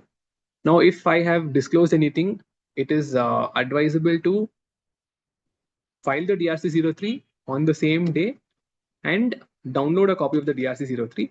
Otherwise, what is going to happen? Let's say some interest is applicable. I would have computed interest up till the last day of filing this. Let's assume that is 31st December.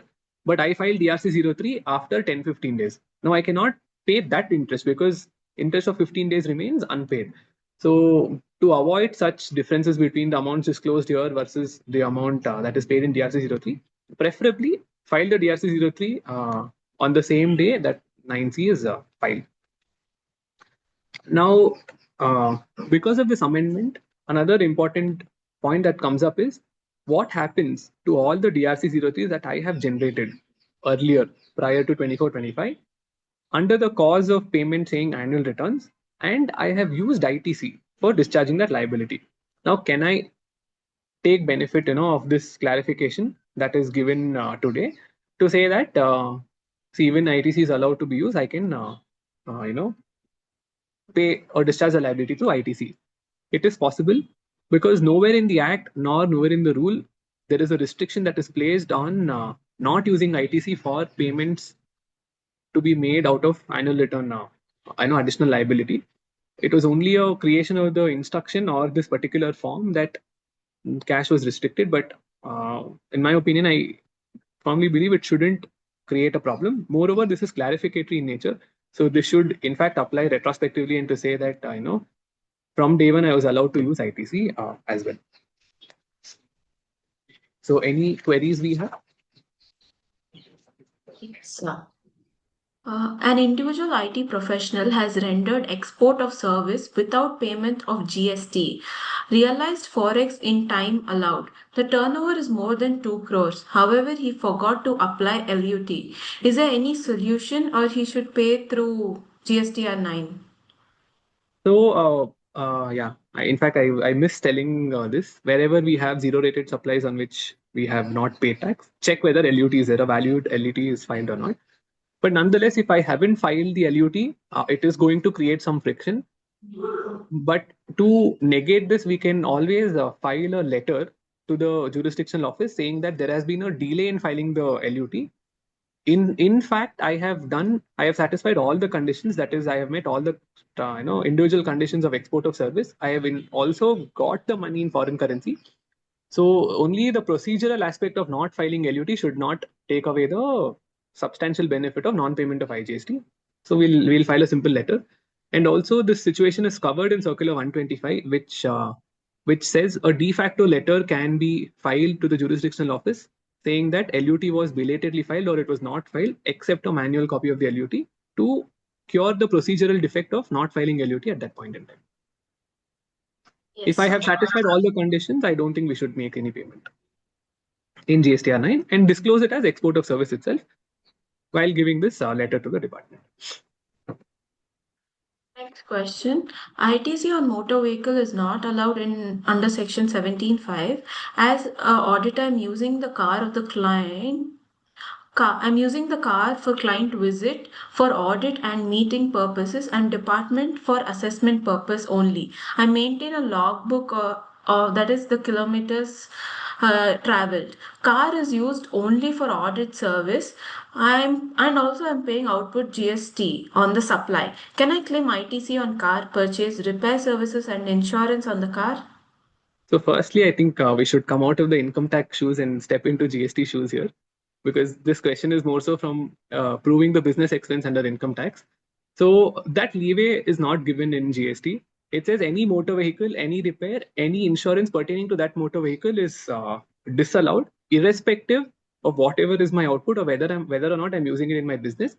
But certain exceptions are given. If I'm a dealer in motor vehicle, or if I'm using this for providing further supply of the same category. So only in such situations the motor vehicle can be claimed as a input tax credit. Otherwise, the credit is not allowed. So irrespective of the fact that yes, this is used for my business, it will not be allowed. Yes, sir. Next one. For an authorized foreign currency dealer, how should the aggregate turnover be calculated? Does it include the full sale value of foreign currency sold or only the commission earned from those sales?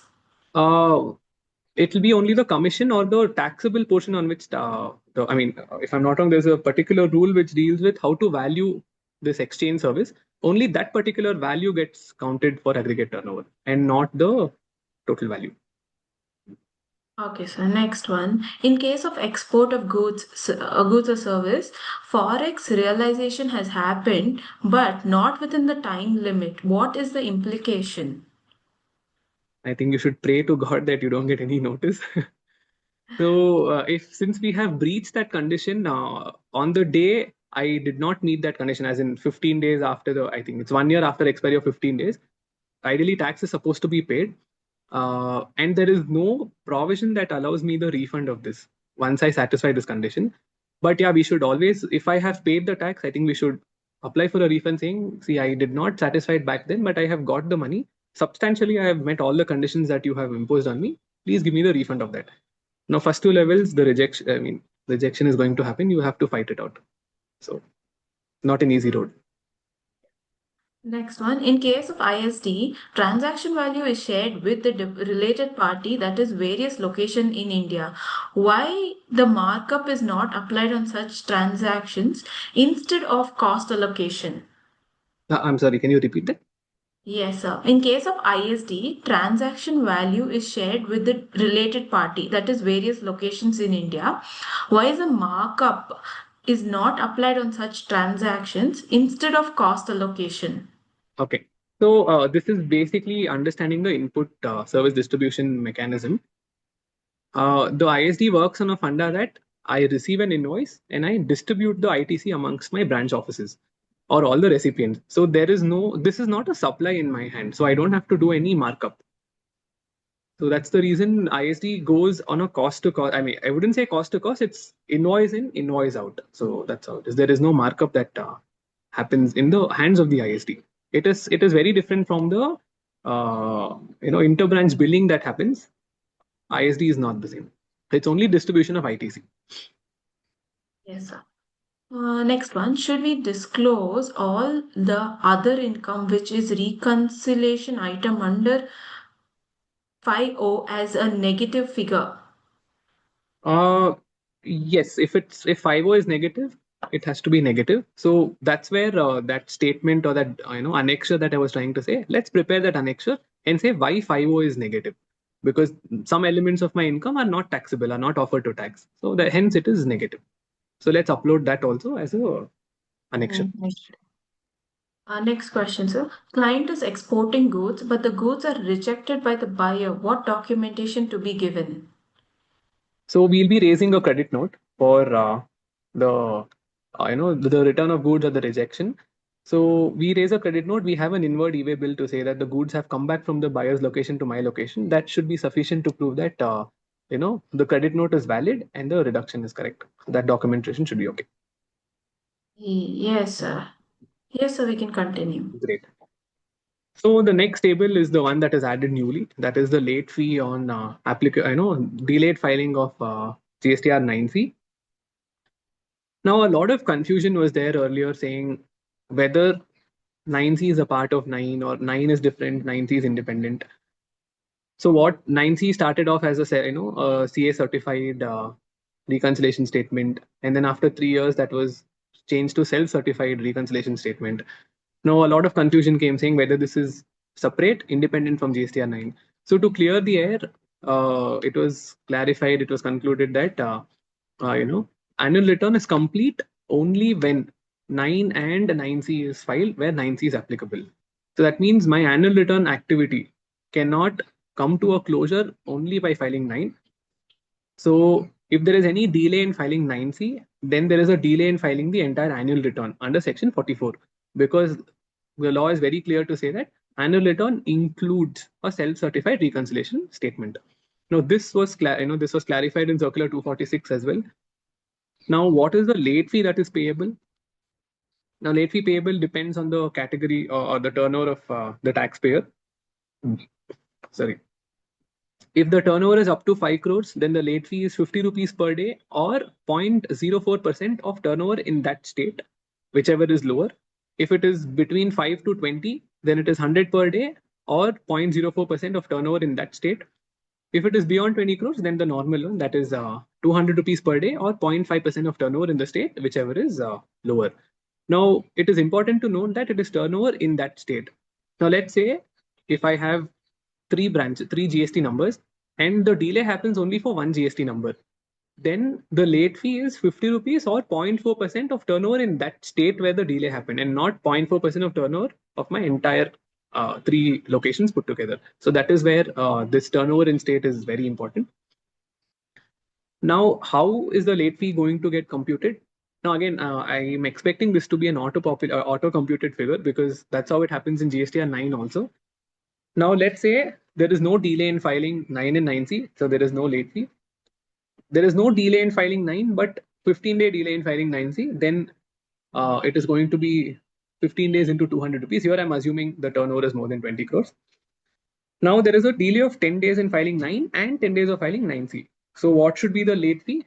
It is just 2,000 rupees, that is 10 days into 200. And 9C, there will not be any late fee because I've already paid the late fee at the time of filing 9. Now, let's assume there is 10 days for 9 and extra 5 days for 9C. That is, 9C is filed after 15 days from the due date. So, for the first 10 days, the late fee will be paid in 9. And for the next 5 days, the late fee is going to be paid in GSTR 9C. So, this is how the computation now will happen.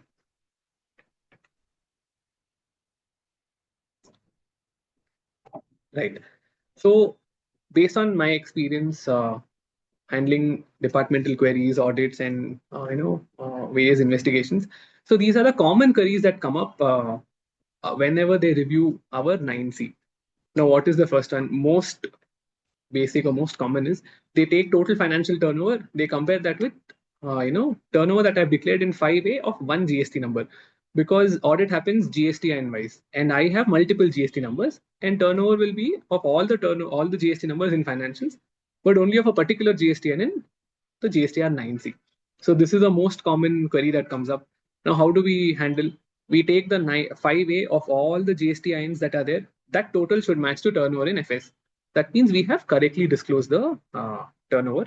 And also the instruction itself reads that we have to internally derive the turnover. We don't have to show everything in 5A and then show a part of it in 5O. So the next query is mapping of unbilled revenue with subsequent invoices. So if I've disclosed anything as unbilled at the end of the year, then they ask us to show when is this actually billed at a later point in time. So that correlation or that sort of a comparison is also required. Now, the most common is another one is 5O. Whatever is shown as other adjustments in 5O, what is the breakup for that? So how does the query come? It just says 18% tax into 5O adjustment.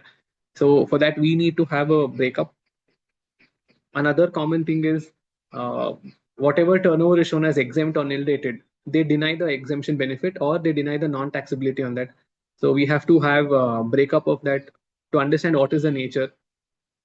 Another one is zero rated supplies. So whatever documentation is required to prove that it is zero rated at the end of the day has to be kept ready.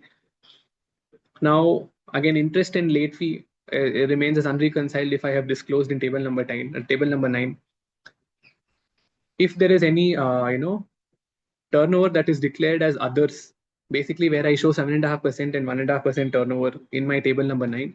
Now, details are saying what is this that you have disclosed as others instead of putting it in each of the tax rate. So we should have an answer for that. Now, if there are certain invoices which are accounted in the last year but claimed in the current year, so they might ask us as to give me a 2B reconciliation as to which month of the GSTR 2B is this invoice appearing in. So we must have that also ready. Now that 6A is 6A1 is introduced in GSTR 9. This leads to an unreconciled ITC in 12, which we discussed. So this can be another departmental query. I'm sure you would have realized by now, at each slide I was trying to say, we should have this reconciliation, check this. Now, those value added checks were because these queries were raised. So how do we improve? How do we ensure that, okay, today we are doing it in the right manner? We should have all those checks done at the time when 9C itself is filed to ensure that, we are on the right track. Like when 31st December is due date, how do I check so much documentation? Good question, but at least on a sample basis, I think we should have to ensure that, we get comfort of the disclosure that have been made. Any queries we have, Shreya? Yes, sir. Yeah.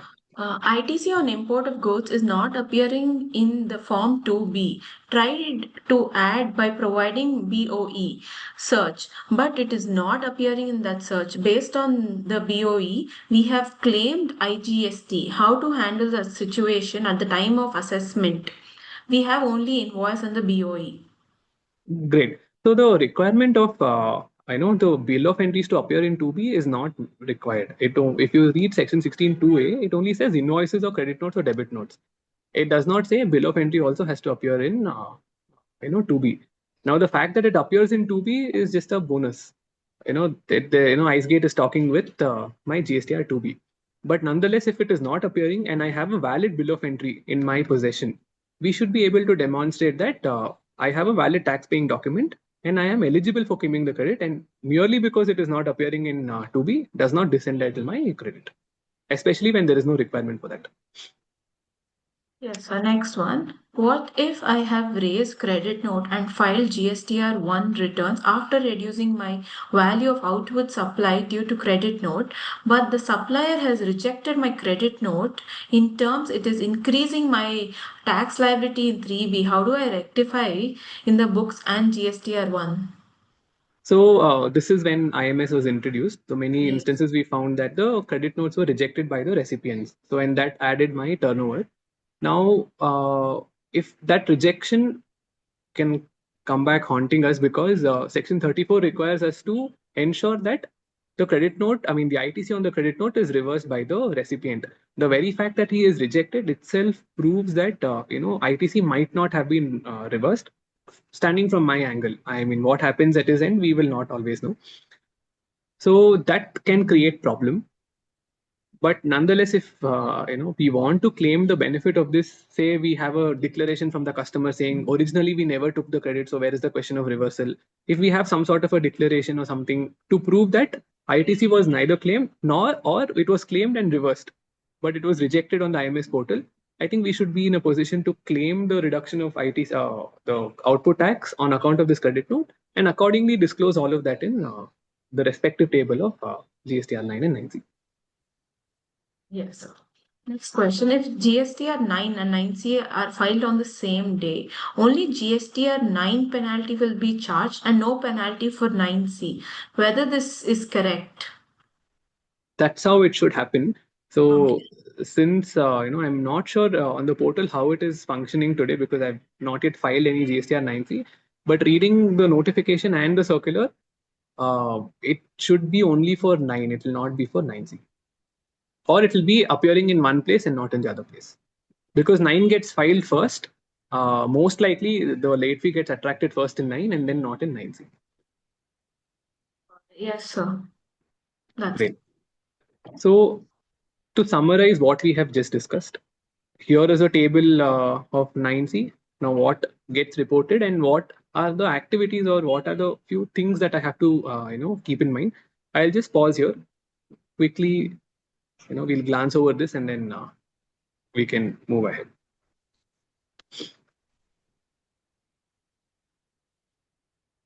So if anyone has missed anything in each of those slides, you can always.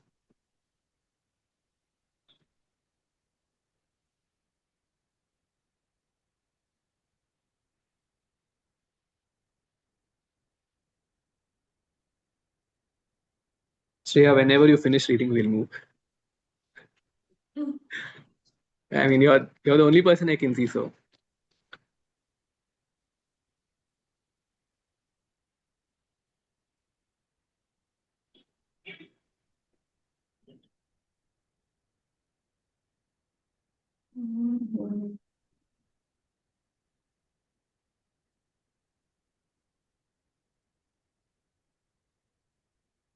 Hey, are you there? Yes, sir. Yes, she's reading. I'm reading. Yes, sir. We can continue. Great. So these are certain reconciliations that we follow internally to ensure that numbers that I've disclosed in 9 and 9C are correct. So some number crunching work. I will share this along with the presentation. I'm not going to take it here. So this is the homework that I have for you. Let's ensure that these formulas are correct. So, either I am missing something or the disclosure is wrong.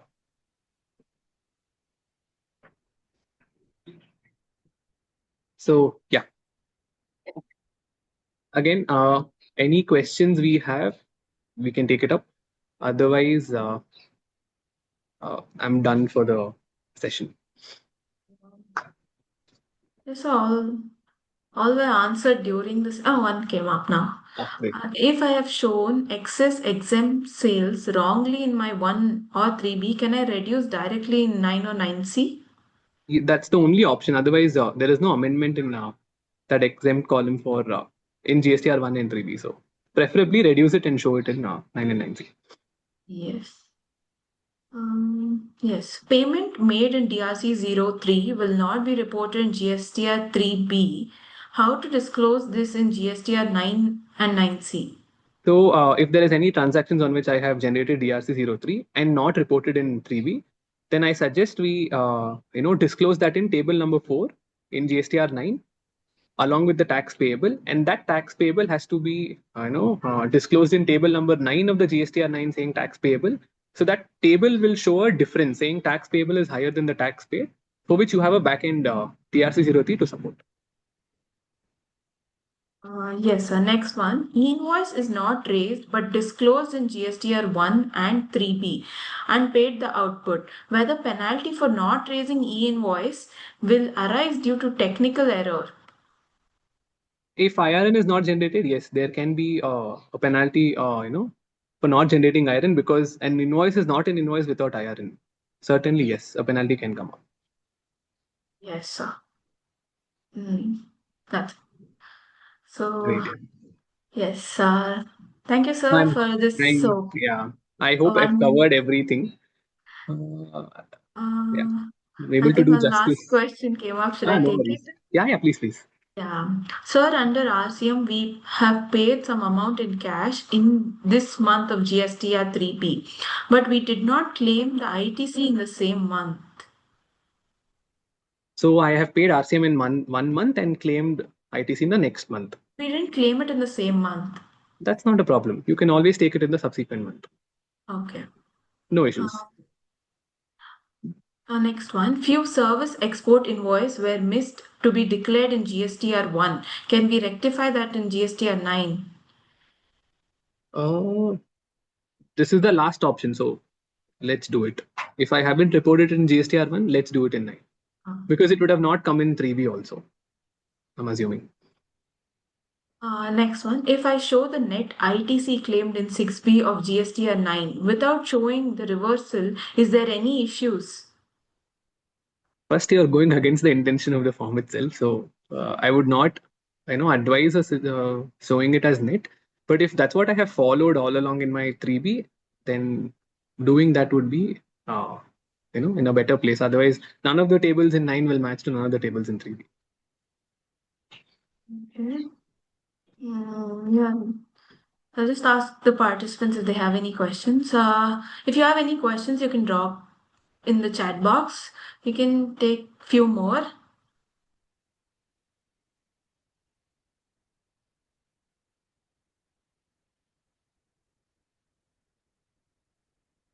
Yes, the next one. Advance received was wrongly shown as B2B supply. Can it be rectified in 9 and what are the implications? So certainly we have to rectify this in 9. But the problem is if I, report this as B2B again, and I have to show an advance adjustment in the month in which I report this as B2B, you will have a problem saying you never had an advance in the first place. How did you do a advance adjustment? That question can always come up. And then we have to explain that advance was erroneously reported as B2B instead of advance. Yes, sir, that's done. Yeah. Thank you, sir, for this wonderful session. It was very engaging and very interesting. And you also provided your practical insights on it. So it was very nice. Thank you so much. It was a pleasure to have you in today's session. Thank you, sir. And I now hand over the stage to Harsha, sir. Thank you, Shreya. I hope I've done justice for the 2 hours that was given, and all of us participated in the 2 hours. So yeah. Thank you, Vinay sir, and thank you, Shreya. The way you handled the questions were exceptional, and it also showed the participants were very alert during the entire session, sir. Your practical insights helped them a lot. On behalf of KSCA, I extend our heartfelt gratitude to CA Vinay Karthik sir for delivering such a practical and enriching session on GSTR 9C. And connecting between 9 and 9C was a challenge as well because 9 was handled yesterday. And you brought back all the GSTR 9 points as well so that participants could recollect everything what happened in yesterday's session. Your insights have certainly helped our members and participants enhance their understanding of annual GST process, GSTR 9C process. A special thanks to all our participants for joining us for today's session, for your active involvement throughout the webinar. We look forward for your participation in our future programs. Please stay updated on our KSCA website for event registrations. Wish you all a wonderful evening ahead and a brainful, thoughtful evening. Thank you, everyone. Thank you, sir. Thank you. Thank you, Shreya. Thank you.